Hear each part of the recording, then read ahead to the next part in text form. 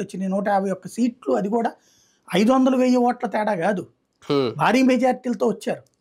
ఎందుకని అంతగా జనంలో వచ్చి నెగిటివ్ ఏంటి అతనికి కూడా అర్థం కాలేదు.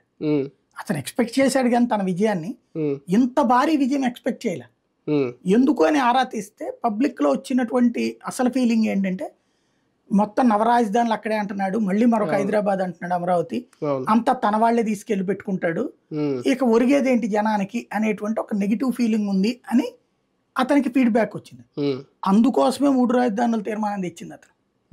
ఎందుకంటే అన్ని ప్రాంతాల్లో అసంతృప్తి, ఇప్పుడు దాంట్లో ఎంత కట్టినా ఫీలింగ్ ఉండదు.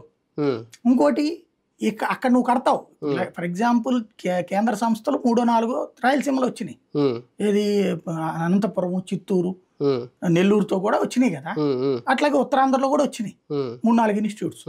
అవి ఇచ్చామంటే అయితే ఏందంటున్నారు జనం.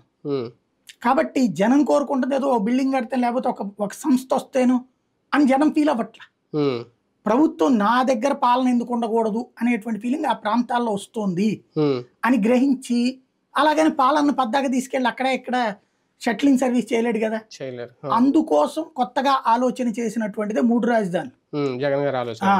అసెంబ్లీ అంటే ఇక్కడ కొన్ని రోజుల పాటు తింటూ ఉంటాడు, అక్కడ హైకోర్టు ఉన్నప్పుడు అట్లాగా. అది అతను కన్వే చేసినటువంటి విధానంలో